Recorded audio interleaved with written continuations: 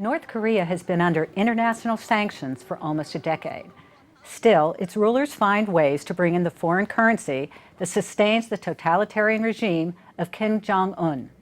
Tom Burgis of the investigation staff has been looking at how the money flows in.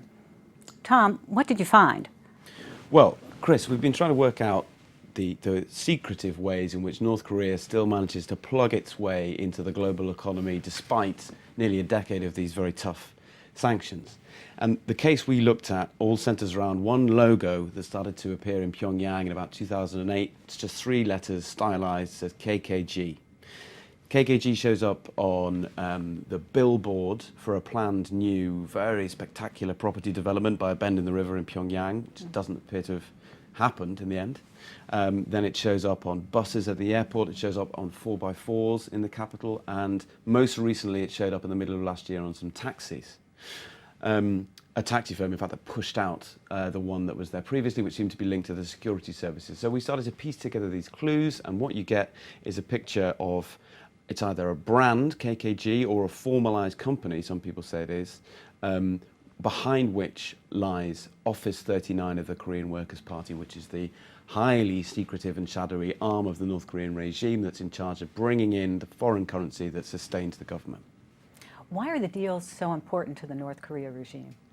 Well, increasingly, since those first nuclear tests a decade ago, the West in particular, but world powers in general, have been trying to choke off 3 things. North Korea's access to material for its nuclear program, access to the financial system, and access to luxuries like lobster and cigarillos and furs and all the things that the leadership seem to enjoy, to try to put pressure on them in these ways.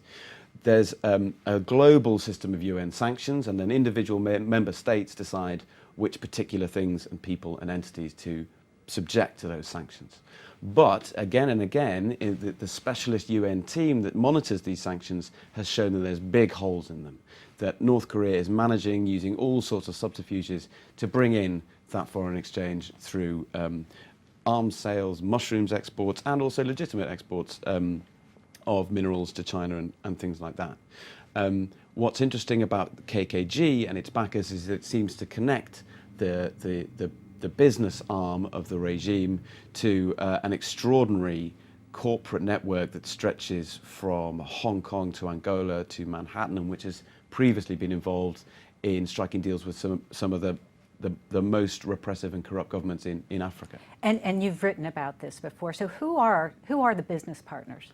Well, they're known informally to the handful of people who've tried to piece together this web. They're known as the Queensway Group, because a lot of the central companies in this web are all registered to the 10th floor of a shiny skyscraper at 88 Queensway in Hong Kong's business district. And the main front man of this group is a guy who has 7 names. We wrote about him at length last year, but best known as Sam Parr.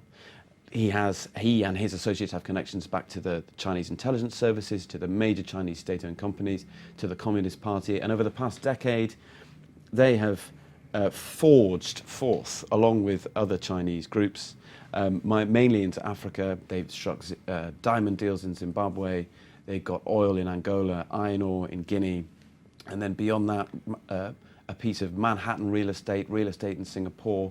And what they seem to offer is a corporate network, some of which stretches through secrecy jurisdictions, offshore tax havens, through which the leaders of these pariah states effectively can push out their natural resources into the world market, cutting in the companies represented by Sam Parr and his investors along the way. And it seems, although this is all pretty murky stuff, it seems that that kind of bargain, a kind of infrastructure for resources thing, and a plan, a model for how to get around international isolation, it seems that that is the model that the Queensway Group and Sam Parr are offering North Korea.